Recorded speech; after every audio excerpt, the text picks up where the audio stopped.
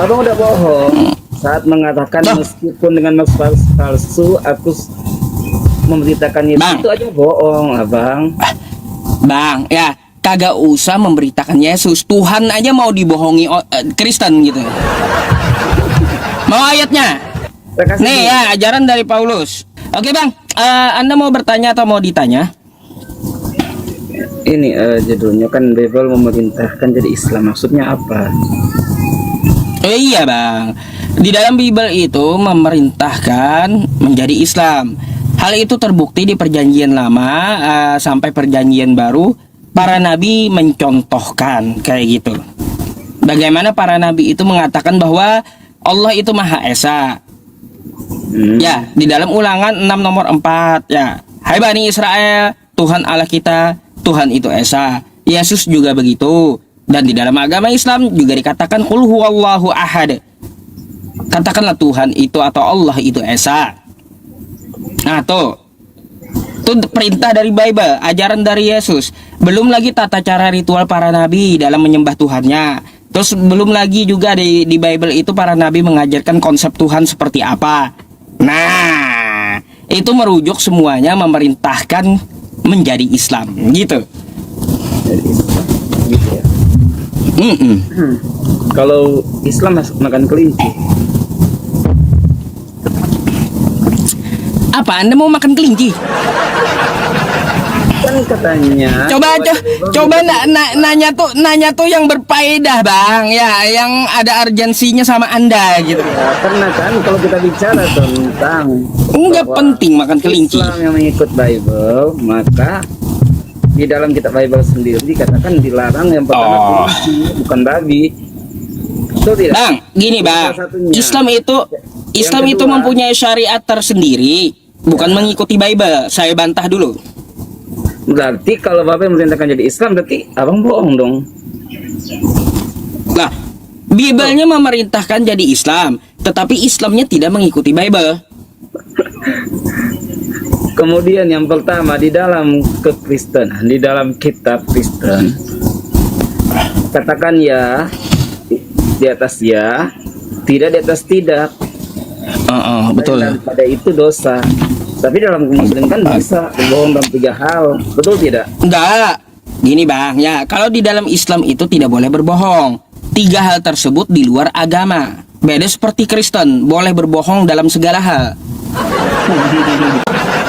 Iya, kalau di Kristen kan boleh bohong dalam segala hal. Tentu tidak. Loh, Abang yang bagaimana dengan ajaran Paulus? Ajaran Paulus itu memerintahkan seperti apa? Meski dengan maksud palsu, aku tetap bersuka cita dalam mengabarkan Yesus. Dalam agama aja boleh bohong, kayak gimana pun caranya boleh gitu. Abang udah bohong saat mengatakan meskipun dengan maksud palsu aku memberitakan Yesus, itu aja bohong, abang. Bang, ya kagak usah memberitakan Yesus. Tuhan aja mau dibohongi Kristen gitu. Mau ayatnya? Nih ya, ajaran dari Paulus. Nah, saya kasih ayatnya. Nanti saya dikira ngibul pula. Coba kita lihat dulu ayat-ayatnya yang saya kasih nih. Nih, kagak usah manusia, Tuhan aja mau dibohonginya oleh Kristen nih, ya. Nih, apa yang dikatakan di sini? Lebih daripada itu, kami ternyata berdusta terhadap Allah. Karena tentang Dia kami katakan bahwa Ia telah membangkitkan Kristus, padahal Ia tidak membangkitkannya. Tuhan aja mau dikibulin Kristen. Ini kebohongan setelah ini. Apalagi kalau cuma manusia. Coba ayat sebelum itu dibaca.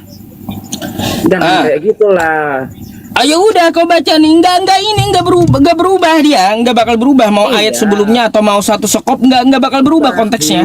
Ustadz, abang membuat kebohongan dengan mengambil seayat saja. Coba kau coba bantah di mana bohongnya? Coba baca ayat yang sebelumnya. Ini sebelumnya? Ya, apa bunyinya? Tetapi andai kata Kristus tidak dibangkitkan, maka sia-sialah pemberitaan. Kristus tidak bangkit, bang. Andai kata. Ya iya. Kan andai kata Betul. itu misalnya artinya Yesus bangkit. Itu penjelasannya. Kalau andai Yesus, kata itu ayat yang abang baca itu kan ada dusta yang abang simpan di situ. Jadi maksud andai dikatakan kata. itu maksudnya itu abang Tetapi andai memperbarui kata dalam Kristus. kesaksiannya. Ya, artinya Ya, kalau andai kata. tetapi berarti dia andai bangkit, kata dia tidak. Kristus tidak bangkit. Tapi Ya, faktanya andai seperti kata, apa? Yesus kan Betul. dibangkitkan. Betul? Yang abang sangkal ini, yang kita kan bicara tentang ayat yang abang. Bang, baca. Anda kan bawa ayat sebelumnya toh. Ya baca. Tetapi andai kata Kristus tidak dibangkitkan, maka sia-sia pemberitaan kami dan sia-sialah juga kepercayaan kamu. Kan ayat Iya. sebelumnya kayak gitu. Tapi Yesus faktanya bangkit, Yesus Bang. dibangkitkan Tuhan nggak? Gini, Yesus bangkit tidak, Bang? Makanya saya tanya Anda, Yesus dibangkitkan nggak? Bangkit. Yesus bangkit. Bangkit kan? Dia mengalahkan. Dibangkitkan. Nah, maka baca ayat selanjutnya. Lebih daripada itu, ternyata kami berdusta terhadap Allah. Ya. Karena tentang dia kami katakan bahwa ia telah membangkitkan Kristus. Padahal ya Allah tidak membangkitkan Kristus. Enggak, dikibulin kata Paulus. Yesus tuh bangkit. Ayat. Udah, Bang. Udah nyata. Iya, Yesus itu bangkit. Boleh saya bicara gantian? Udah nyata-nyata, Bang, dikatakan andai kata Yesus tidak bangkit. Kalau pernyataan kalimat andai kata misalnya Yesus tidak bangkit, artinya ayat itu menjelaskan bahwa Yesus itu bangkit. Dan andai kata betul. dia tidak bangkit, hal-hal setelah ayat-ayat yang abang baca seperti itu yang terjadi. Tetapi pada kenyataannya Yesus bangkit. Itu dijelaskan Betul. dalam keseluruhan ayat. Nah, betul diakui itu Yesus bangkit, udah. Ya iya, karena Yesus dibangkitkan, makanya gini, makanya karena Yesus faktanya dibangkitkan, ya kata Paulus seperti apa? Kami katakan Yesus itu dibangkitkan, padahal Allah tidak membangkitkannya. Dusta, kata Paulus. Ayo, Tuhan pun mau dikibulin kalau kayak gitu. Bayangkan. Abang, kenapa kok abang bicara tentang iman Kristen, abang pakai dengan cara berdusta dalam 3 hal kayak gini? Loh, Haruslah saya dengan ini kejujuran, menyebarkan Bang. fakta tertulis. Nggak bisa kan Anda buktikan bahwa Haruslah dengan saya ini kejujuran. dusta. Bahwa apa? Ada tertulis yang saya bacakan. Dalam Kristen boleh dusta Iya, dalam segala betul, hal. Tapi penjelasan yang lengkap, abang ambil yang penjelasan yang menjelaskan andai kata itu, dan abang Lah. hilangkan andai kata, dan abang mengambil ayat yang menyatakan andai kata hal-hal. Bang, nggak perlu di- Bang. Nggak perlu andai katanya tuh dihilangkan. Udah, kau jangan ubah-ubah kitab kau. Ya, di sini tetapi andai kata Kristus tidak dibangkitkan. Andai kata tidak dibangkitkan dia, maka kepercayaanmu sia-sia, kata Paulus. Iya, Karena tapi kan faktanya kenyataannya Yesus itu dibangkitkan, ya, kenyataannya Yesus itu dibangkitkan. Maka dari itu kata Paulus, kami katakan bahwa Yesus itu dibangkitkan Allah. Padahal Allah tidak membangkitkannya. Dikibuli Paulus. Padahal Allah kata Paulus tidak membangkitkan Yesus. Tapi kami katakan dia dibangkitkan oleh Allah. Coba tunjukkan ayat tadi, coba. Coba kau buka-buka sendiri. Tadi saya udah tunjukin. Tuh. 1 Korintus 15 nomor 14 sampai 15 tuh. Ya. 1 Korintus 15. Sebenarnya kayak ini saya baca ya. Judulnya kenyataan yang sungguh dari kebangkitan orang mati. Jadi ayat itu bicara tentang bahwa seperti Yesus yang bangkit dari kematian, kita juga pada akhirnya akan dibangkitkan Yesus sertanya. Terus. Karena itu ada ayat-ayat yang akhir, misalnya ayat 19. Jika dalam kehidupan ini saja kita berharap kepada Yesus, maka kita orang yang dikatakan oleh yang paling malang. Karena harapan kepada Yesus bukan hanya tentang kehidupan dunia ini, tapi sampai kehidupan yang akan datang, ke perjanjian surga, hidup kekal bersama dengan Yesus. Karena itu Yesus katakan, akulah kebangkitan dan hidup. Baca ayatnya dulu, nggak usah nyasar ke sana kemari. Oh, itu ayatnya. Ya udah, ya langsung baca yang kita bahas gitu. Ayat 12 ya saya baca. Ada nggak dia berubah? Enggak. Justru ayat itu lebih menegaskan tentang bahwa Yesus yang bangkit dan tidak sia-sia iman Kristen yang percaya. Kenapa dia mengalahkan kematian? Itu pengertian ayatnya. Kan harus dimengerti secara kontekstual, bukan hanya secara teks saja. Duh, kau mau dusta dalam segala hal rupanya. Mau enggak? Jangan dipraktekkan dusta dalam segala hal tuh sama saya, jangan. Ya. Coba kau baca ya. Tetapi andai kata Kristus tidak dibangkitkan, ini andai kata ya.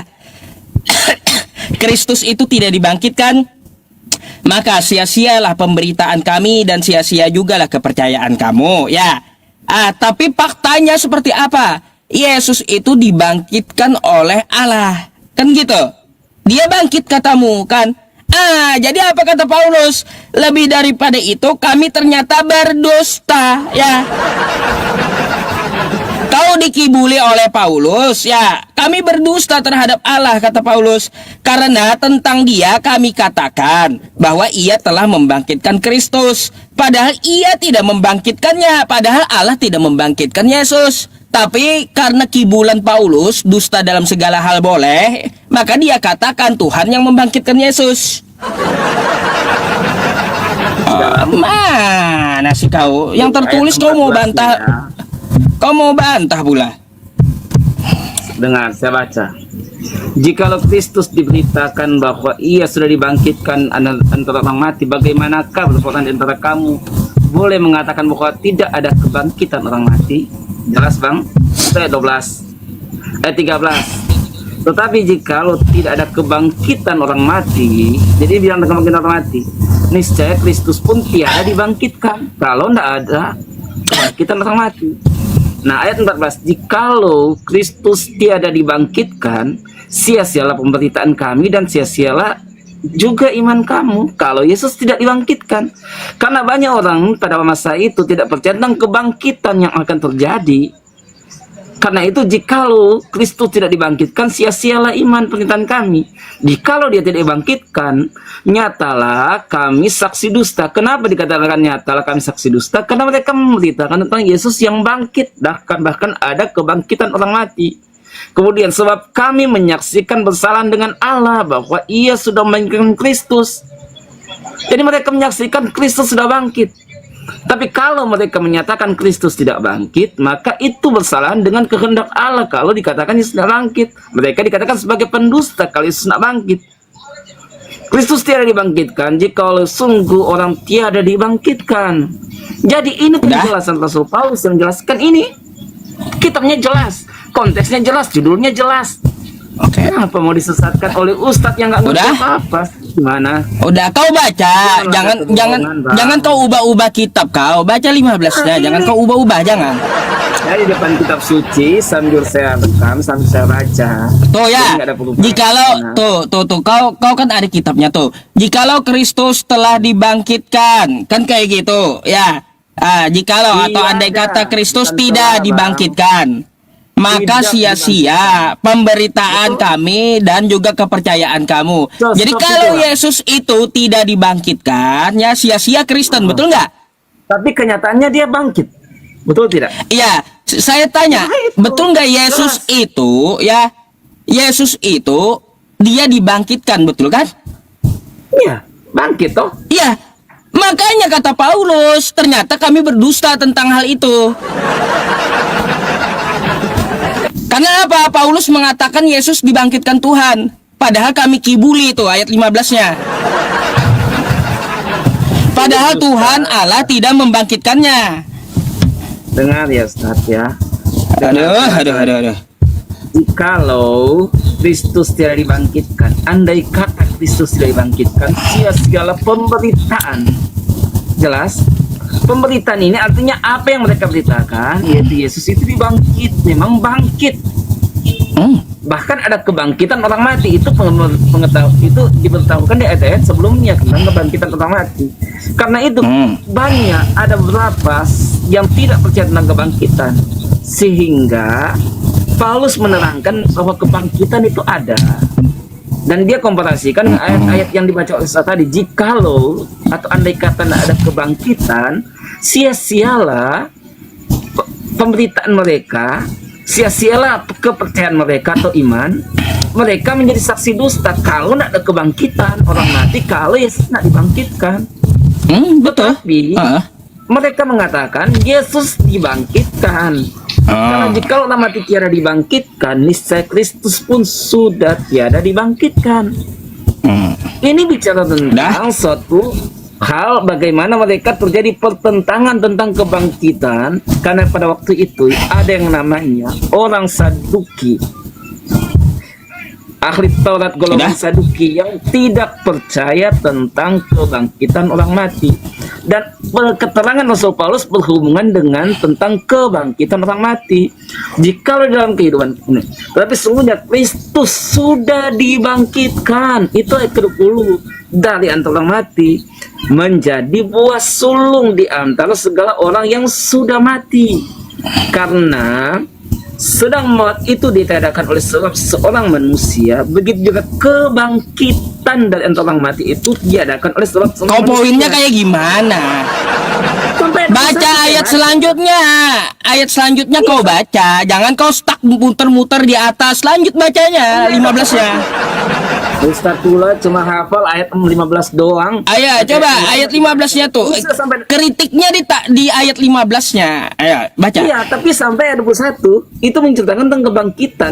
Benar-benar. Ya udah bacain 15-nya. Kau bahas 14 langsung loncat ke 21 kau. Malu baca gitu. Coba Ustaz, tadi 14 udah kau baca. Silahkan kau baca lagi nomor 15-nya. Ustaz, Abang, malu saya baca.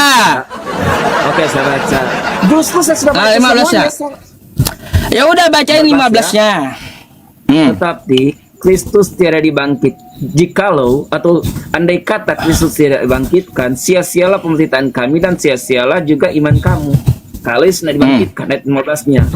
Dan lagi nyatalah kami saksi dusta dari hal Allah, sebab kami menyaksikan kesalahan tentang Allah bahwa Ia sudah membangkitkan Kristus yang tiada dibangkitkannya. Jikalau sungguh orang mati tiada dibangkitkan. Jikalau sungguh orang mati tiada dibangkitkan. Tetapi nyata ayat selanjutnya, karena jikalau orang mati tiada dibangkitkan, niscaya Kristus pun sudah tiada dibangkitkan. Tetapi jikalau Kristus tiada dibangkitkan, sia-sialah iman kamu, dan lagi kamu tinggallah di dalam dosamu kalau Yesus nak bangkit.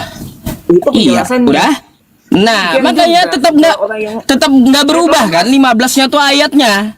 15 itu kan tetap nggak berubah. Kau baca banyak gitu, tetap aja kata Paulus dusta gitu. Pengertiannya tetap aja tetap dusta. Dengan dusta oleh abang sendiri. Kata Paulus dan Kristen, Yesus itu dibangkitkan oleh Allah. Tapi kata Paulus ternyata kami berdusta. Padahal Yesus itu tidak dibangkitkan Allah. Dusta dalam segala hal. Aduh, baca kau kitab kau sendiri nggak ini? Masa kitab kau sendiri udah berbahasa Indonesia kagak paham-paham gitu? Udah bang, ya udah. Udah revisi lagi kayak nanti 2026. Nanti saya bantu revisi lah ya. Bukan dipelintir itu teksnya, nggak ada saya pelintir teksnya. Saya jelaskan bahwa itu berhubungan 14 dan 15 itu berhubungan. Iya. Itu menceritakan tentang. Kalau kau kagak paham masih ya. Baca paham pelan-pelannya. Tetapi andai kata Kristus tidak dibangkitkan, maka sia-sialah pemberitaan kami dan sia-sialah juga kepercayaan kamu. Jadi kata Paulus, andai kata Kristus ini tidak dibangkitkan, maka sia-sia iman Kristen, betul nggak? Kalau Yesus tidak bangkit, dia bangkit, betul tidak? Nyatanya dia bangkit. Jadi kalaunya Yesus ini tidak bangkit, sia-sia iman Kristen, betul nggak? Ya, kalau baik. Lanjut ya. Jadi kalau kita lihat faktanya yang diceritakan Kristen, Yesus bangkit atau tidak? Kan bangkit. Bangkit. Iya. Nah, lebih daripada itu ya, kami ternyata berdusta kata Paulus Kalau ya. memberitakan Yesus nggak bangkit. Ya, terhadap Kalau mereka Allah. memberitakan Yesus nggak bangkit, mereka Oke. berdusta. Itu maksudnya. Mereka berdusta Karena terhadap tentang Allah. dia ya. Karena tentang dia kami katakan tentang siapa nih? Tentang Yesus, bahwa ia Tentang telah Yesus. membangkitkan Kristus. Kan gitu. Allah membangkitkan Kristus. Itu kan doktrin Kristen. Padahal kata Paulus, Tuhan Allah itu tidak membangkitkannya. Dusta dia. Nah, Kalau andai kata benar bahwa orang mati tidak dibangkitkan. Ngerti? tidak. Ah. Gini, Bang. Jadi, Coba. Bang, ya Wah, di sama Kristen jelaskan kok itu, gimana. bentar belum selesai.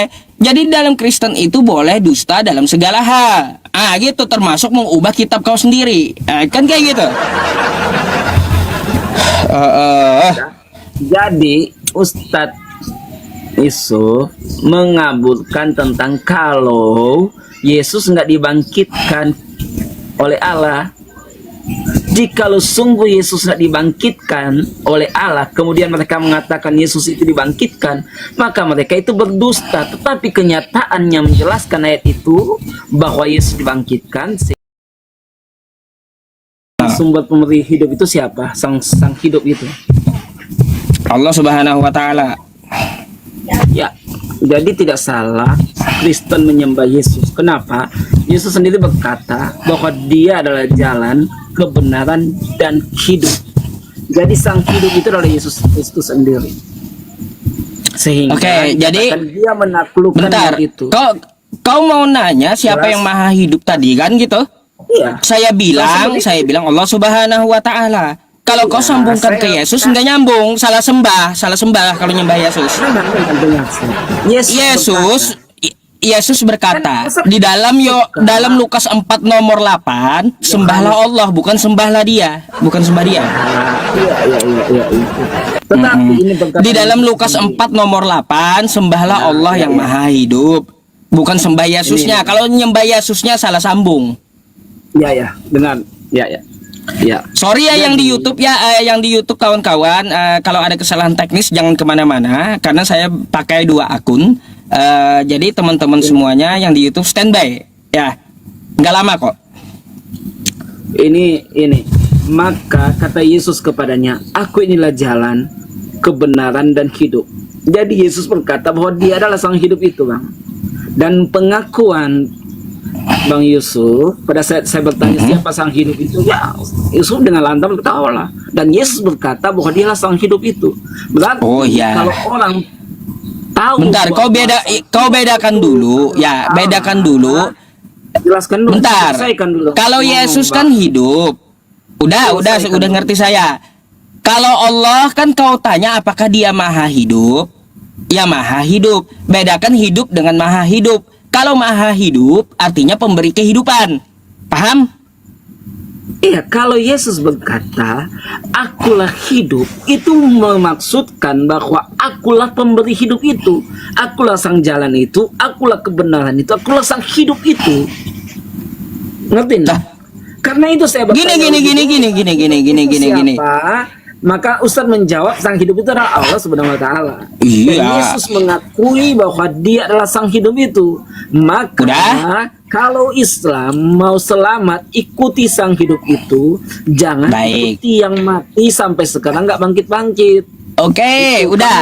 Karena Ya. Yesus katakan Nih, begini, perhatikan ya. Belum. Perhatikan. Belum selesai. Apalagi Gini, belum yang selesai, kau Bang. mau omong? Dia katakan bahwa aku pemberi hidup yang kekal. Udah. Aku pemberi hidup Udah? yang kekal. Karena kenapa dia katakan pemberi Oke. hidup yang kekal? Karena dia adalah sang hidup. Dan pengakuan dari Udah. Bang Muter-muter Yusuf kamu. mengatakan, pengakuan dari Bang Yusuf mengatakan bahwa sang hidup itu adalah Allah. Jadi kekristenan itu jelas mereka penyembah sang hidup. Oke, baik. Sang hidup itu. Jadi gini, ya kau cocok logi, ya kau bertanya siapa yang maha hidup? Ya Allah. Habis itu kau bilang, ya akulah Yesus pemberi hidup, kan kata kamu. Sayangnya di Al-Quran, ya Allah mengatakan bukanlah Yesus. Itu satu ya. Sayangnya kayak gitu. Dalam Quran surah Al-Maidah ayat 72, laqad kafarul ladzina qalu innallaha huwal masihu ibnu Maryam. Sungguh telah kafirlah yang mengatakan Allah adalah Isa putra Maryam. Sayangnya Allah bukan Yesus. Ya, itu satu. Ya. Udah kepental kamu di situ mengklaim Yesus adalah Allah ya. Yang kedua, ya, untuk masalah Yesus pemberi hidup, Yesusnya aja mati. Macam mana? Sama tentara Romawi mati, alih-alih dia mau memberikan hidup. Sama tentara Romawi aja dia modar, nggak selamat, mati, kan kayak gitu.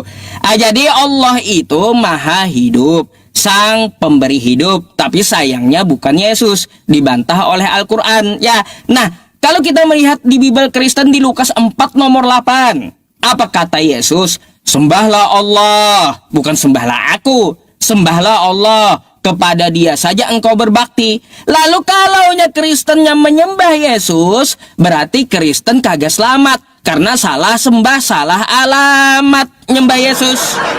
Ya, salah alamat. Jadi yang kau perlu sembah itu yang maha hidup, Tuhannya Yesus, yaitu Allah, bukan Yesusnya yang kau sembah, bukan. Makanya Yesus berkata, inilah hidup yang kekal itu, mereka mengenal Allah satu-satunya yang esa, yang benar, dan mengenal Yesus Kristus yang telah engkau utus. Jadi kalau mau selamat, ya, mau hidup kekal, kata Yesus, akui dia hamba Tuhan, bukan Tuhan yang disembah, bukan. Oh, mau bantah gitu?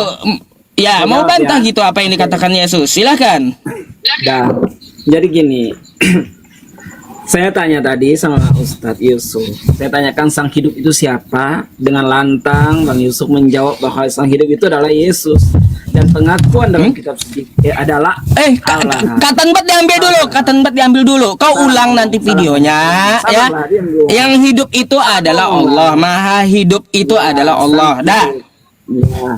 Saya kan bertanya sang hidup itu siapa? Adalah Allah Subhanahu wa taala. Dan di dalam kekristenan Yesus sendiri mengaku dalam Yohanes 14 ayat ke-6 bahwa Yesus berkata dialah sang hidup itu. Jadi kalau Muslim percaya dengan pernyataan Yesus, maka Yesus berkata dialah sang hidup. Dan dalam iman kekristenan berarti kekristenan tidak salah. Bahkan bukan hanya seayat ini saja. Kalau yang lain berkata bahwa yang berkuasa mengampuni dosa, otoritas berkuasa mengampuni dosa itu hanya adalah Sang Maha, maka Yesus pula berkata bahwa dia berkuasa mengampuni dosa. Di dalam Matius dikatakan, Matius 9 ayat ke-6, dia berkuasa mengampuni dosa. Kalau juga di dalam iman lain yang mengatakan bahwa malaikat itu adalah miliknya yang Sang Maha, maka Yesus sendiri berkata bahwa dia menyuruhkan malaikat dan malaikatnya, Yesus punya malaikat. Malaikat itu punya Yesus. Belum, masih banyak data, sahabat. Sedikit-sedikit, jangan khotbah, ya. Gak bisa khotbah, gak bisa. Saya berdua data, Bang. Berdua data. Mau kasih 5 data lah. Nanti datanya kita bahas satu-satu. Saya bantah dulu, ya. Gimana saya mau yakin kalau kau memaparkan bolak-balik putar-putar terus Yesus mengatakan dia bukan Tuhan? Mau kau paksa gitu? Yesus jadi Tuhan? Gak bisa, kata Yesus. Ya, nih. Kau lihat. Yohanes saja. Yesus kau lihat. Nggak bisa abang bantah ini. Yesus itu bukanlah Sang Maha Hidup, tapi Yesus diberi hidup. Nih, sebab sama seperti Bapa mempunyai hidup dalam dirinya sendiri, demikian juga diberikannya. Ya, kan kayak gitu. Anak mempunyai hidup dalam dirinya. Jadi Yesus itu diberikan hidup, bukan yang maha hidup, bukan. Ya.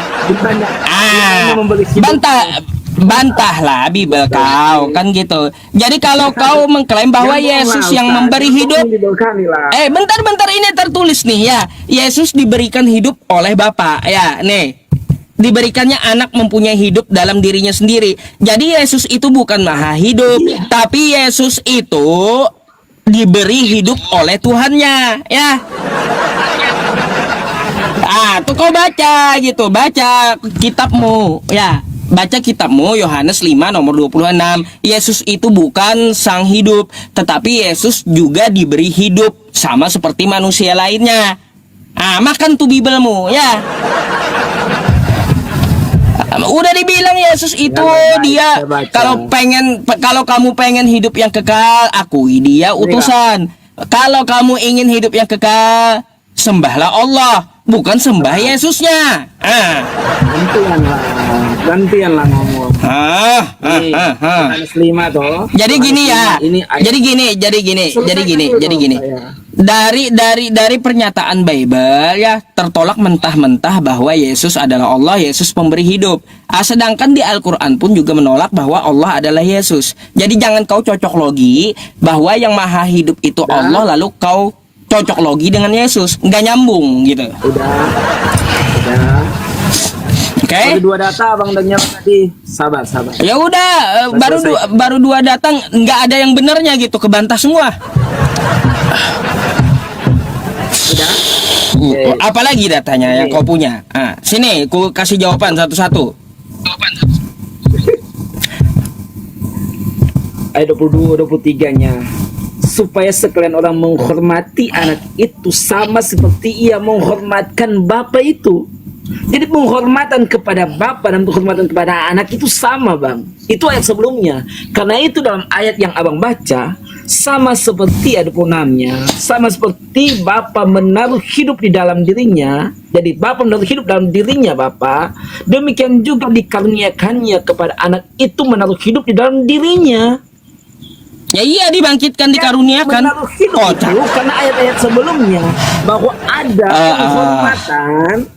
Menghormatkan anak itu sama seperti menghormatkan Bapa. Jadi penghormatan yang sama, kemuliaan yang sama kita naikkan kepada Bapa dan kepada Yesus.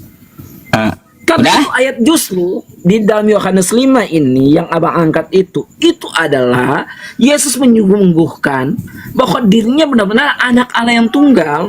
Karena itu menjawab bahwa penghormatan yang sama itu harus kita berikan di dalam Matius 5 ayat 23 ayat sebelumnya.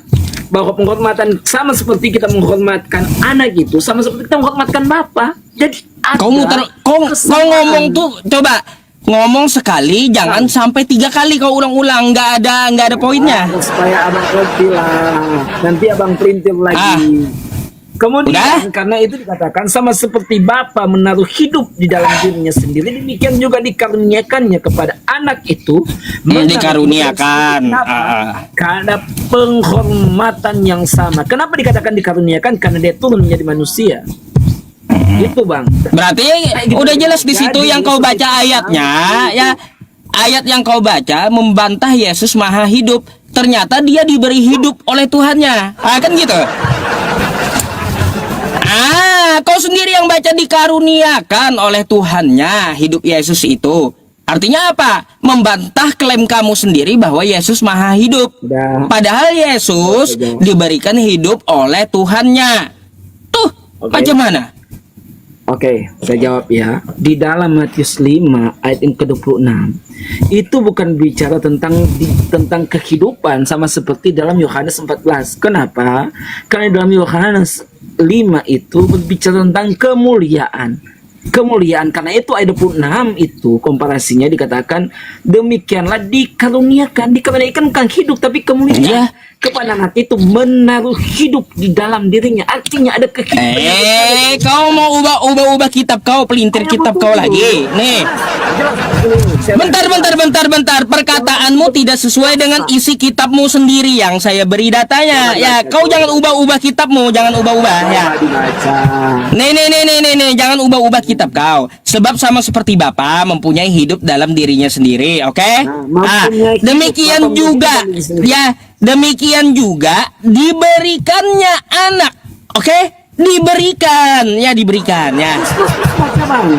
Terus baca.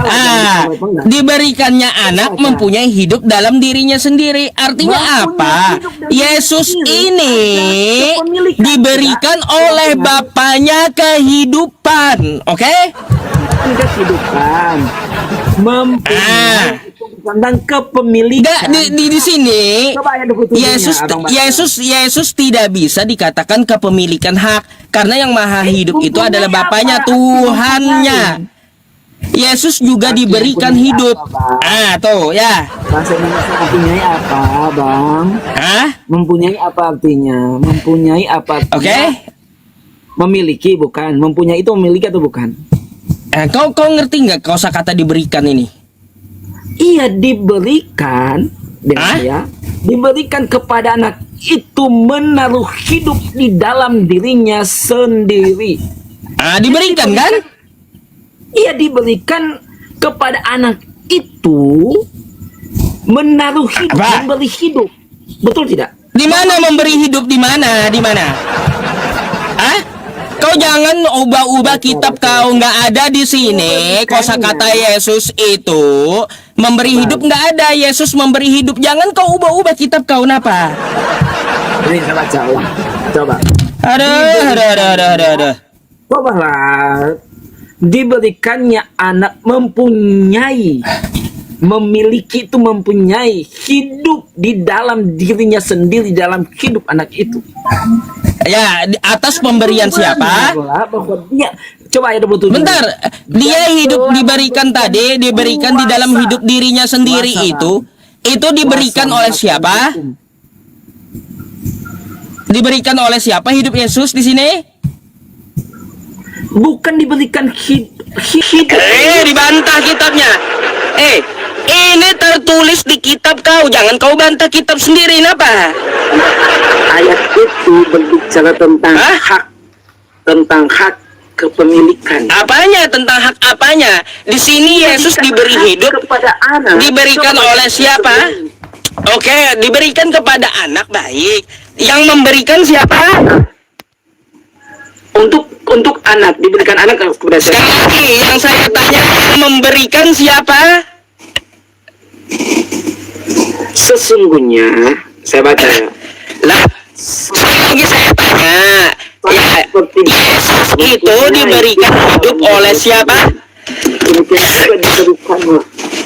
Ini Bang, Abang akan gagal paham. Kenapa? Abang hanya seayat saja, sedangkan dalam konteks masa enggak mau satu perikop kayak tadi tetap nggak berubah, itu kosakata nggak berubah. Ya nggak berubah, tetapi pengertiannya akan sesatkan dengan apa? Pengertian kenapa? Di situ tentang kuasa. Ayat selanjutnya dikatakan kan, diberinya kuasa melakukan hukuman, Bang. Oke, diberinya kuasa, yang memberikan siapa? Yang memberikan kan anak. Kuasa yang sama. Yang memberikan hidup dan kuasa itu siapa kepada Yesus? Sang sumber. Berarti Yesus tidak mempunyai kuasa, ada yang lebih berkuasa dari Yesus, betul? Kalau hanya seayat ini langsung abang ngeles, wah, menolak waras. Ayat sebelumnya Bang baca. Ayat sebelumnya, ayat 23. 23 bunyinya kayak gini, Bang. Supaya sekalian orang menghormatkan anak itu sama seperti ia menghormatkan Bapa. Bayangkan, penghormatan, kemuliaan yang sama harus diberikan kepada Yesus dan kepada Bapa. Itu ayat 23-nya. Karena itu, kalau di dalam ayat 26, itu bukan bicara bahwa Yesus diberikan hidup, tetapi itu bicara tentang bagaimana Yesus ada hak mempunyai hidup. Artinya dia adalah sang hidup yang bisa memberikan hidup. Iya, saya paham. Kenapa dikatakan Yesus mempunyai hak, kata kamu ya, untuk hidup. Oke, kata kamu mempunyai hak untuk hidup. Yang memberikan hak siapa? Bukan hanya memberikan memberikan hak siapa kepada Yesus? Ya, langsung. Ya udah, berarti Yesus bukan pemberi hidup. Yesus juga dihidupkan. Kalau Yesus Yesus bukan pemberi hidup. sedangkan dia diberikan, ya diberikan hidup gitu. Aduh. Ini bang, Kak, gini. Kitab kau salah, ya kau revisi dulu. Jangan kau mau ubah-ubah kitab kau sendiri, ya. benar bang. Yohanes 4. Jangan kau menolak untuk jadi waras tuh, jangan gitu. Ini Nggak bisa banget. Yesus itu diberikan hidup oleh Tuhannya, bukan pemberi hidup. Aduh. Konteks ayat itu bicara tentang hukum, bahwa Yesus diberikan untuk hak menghukumkan, mempunyai, dikatakan ayat itu, memiliki, Ya. mempunyai. Haknya siapa? Maka kata Yesus kepadanya, akulah. Pemberinya siapa? Ya, kalau dalam ayat itu dikatakan sang Bapa. Ya sudah, bukan Yesus berarti. Bukan Yesus. Jadi kalau kau menyembah Yesus, ya berarti kau salah sembah. Jadi di dalam Yohanes 14 nomor 6 itu, ya, Yesus itu bukan pemberi hidup. Dia bukan untuk Kristen, ya. Terus dia ngomong sama Filipus dan Thomas yang bukan Kristen. Boleh saya baca? Oke? Boleh saya baca? Kata Yesus kepadanya, aku inilah. Ini berkata, aku inilah jalan, kebenaran, dan hidup. Dan hidup, ya. Itu bukan lagi dikatakan dia dikaruniai, tetapi dikatakan apa? Dialah sang hidup itu. Jadi Suka kali kau mengubah kitab kau. Di situ nggak ada dia dikatakan sang hidup, nggak ada. Sang pemberi hidup itu nggak ada. Jangan kau ubah kitab kau. Udah dibantah oleh kitab kau sendiri. Ya, coba dengar ya. Di Yohanes nomor 26 tadi, di situ terbantahkan Yesus adalah sang pemberi hidup. Soalnya apa? Yesus diberi hidup oleh Tuhannya, ya. Gak usah kau maksa-maksain Yesus memberi hidup, kan gitu. Sedangkan dia aja diberi hidup oleh Bapaknya. ya, ini.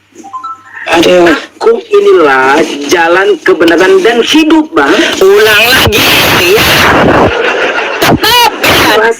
Akulah jalan, kebenaran, dan hidup. Bukan akulah jalan, kebenaran, dan sang pemberi hidup. Nggak ada. Kemudian kau bilang, Nggak ada. hidup itu Jangan kau ubah kitab kau. Ya, di situ akulah jalan, kebenaran, dan hidup. Bukan akulah jalan dan kebenaran dan sang pemberi hidup. Enggak. Yesus nggak bisa menghidupkan. Yesus itu hidup juga diberikan oleh Tuhannya. Kacau. Bang, kalau di saya sama, Ya, jelas ya. Saya katakan gini, akulah kebenaran itu, akulah jalan itu, akulah hidup itu. Bukannya akulah yang saya hidup. Sudah sangat jelas. Akulah jalan, akulah kebenaran, akulah hidup. Kalau aku hidup itu berarti akulah sang hidup itu. Dia berkata akulah hidup, gimana bukan dia sang hidup? Lalu kalau saya berkata akulah sang hidup, saya pemberi hidup gitu. Hah? Dan Saya mau tanya pemahaman kau. Kalau aku ngomong ya akulah hidup, berarti saya sang pemberi hidup gitu. Sampai di mute. aku hidup, artinya berarti Tuhan itu sang pemberi hidup. Kenapa dia katakan akulah hidup? Aku hidup hanya Kalau saya berkata ya akulah jalan kebenaran dan hidup, saya nih berarti saya sang pemberi hidup gitu. Mabok. karena kita mengaku bahwa dia Mabok kau, mabok lagi. Belajar. Kau nggak usah ngotot dah, ya belajar aja dulu ya. Nggak mampu kau hadapi saya berarti. Masa aku hidup diubah jadi sang pemberi hidup? Yesus diberikan oleh Bapaknya hidup, ya bukan sang pemberi hidup. Dia aja kagak punya hidup, dihidupkan oleh Bapaknya, diberi oleh Bapaknya. Lalu kau ngotot Yohanes 14 nomor 6. Akulah jalan dan hidup. Ya akulah jalan dan hidup, bukan akulah jalan dan kebenaran dan pemberi hidup. Nggak ada, jangan kau ubah. ubah kitab kau sendiri. Oke? Paham? Dah, tuh. Belajar dulu kau bahasa Indonesia kalau kayak gitu.